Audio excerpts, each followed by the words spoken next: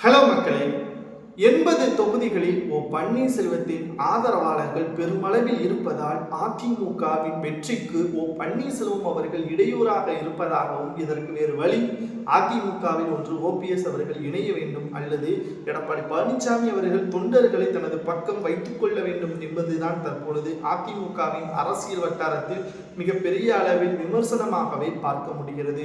ஒன்றல்ல இரண்டல்ல 80 தொகுதிகளில் அதிமுகவின் தொண்டர்களது வாக்குகளை பன்னீர்செல்வம் அவர்கள் வைத்திருக்கிறார். எப்படி ஓபிஎஸ் அவர்கள் அவ்வளவு பெரிய ஆளா என்று உங்களுக்கு எழலாம். அதாவது ராமநாதபுரம் தேர்தல், மக்களவை தேர்தலில் நாம் மறந்துவிடக்கூடாது. 7 பேர் ஓபிஎஸ் என்ற பெயரில் களத்தில் இறக்கினார் எடப்பாடி பழனிசாமி அவர்கள்.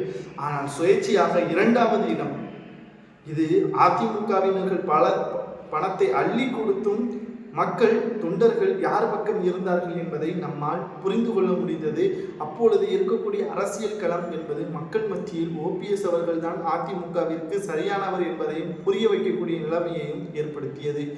அதிமுக உரிமை மீட்பு குழு என்பதை நடத்தி வரக்கூடிய ஓபிஎஸ் அவர்கள் இன்னும் ஒரு சில வாரங்களில் புதிய கட்சியை தொடங்கி கூட்டணியை விஜய் அவர்களுடனோ அல்லது வேறு கட்சிகளுடனோ ஏற்படுத்திவிட்டால் ஒட்டுமொத்த அதிமுகவும் அங்கு மிகப்பெரிய அளவிலான ஓட்டுக்களை இழக்கக்கூடிய நிலைமையை ஏற்படுத்தும்.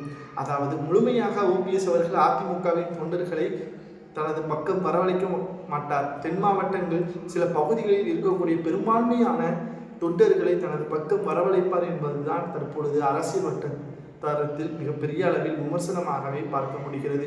சரி, இதற்கு வழிதான் என்ன? பாஜகவின் மாநில தலைவர் நயினார் நாகேந்திரன் அவர்கள் கூறுவது போல் அதிமுகவில் மீண்டும் ஓபிஎஸ்ஐ இணைத்து விடலாம் அல்லது பன்னீர்செல்வம் அவர்களுக்கு முக்கியமான பதவியை கொடுப்பதற்கு மத்தியில் நாங்கள் பேச்சுவார்த்தையும் நடத்தி வருகிறோம். ஆனால் அவர் என்டிஏ கூட்டணியிலிருந்தும் வெளிவந்து விட்டார். இப்பொழுது நாங்கள் என்னதான் செய்வது?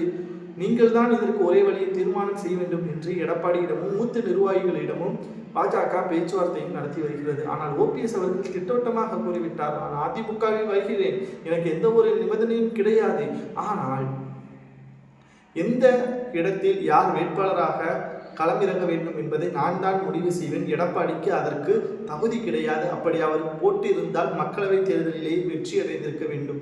அவர் சரியான நபரை களத்தில் இறக்க தவறுகிறார் என்றும், பணத்தை பெற்றுக்கொண்டு செல்வாக்குமிக்க, அதாவது செல்வந்தர்களை களத்தில் இறக்கிறார்களே தவிர மக்கள் மத்தியில் செல்வாக்குமிக்க நபரை களத்தில் இறக்க எடப்பாடியார் திறமையில்லை என்பதையும் ஓபிஎஸ் அவர்கள் கூறியுள்ளார். இதை பற்றி உங்களது கருத்துக்களை கூறுங்கள். 80 தொகுதிகளின் மாற்றத்தை ஓபிஎஸ் அவர்கள் வைத்திருக்கிறார்.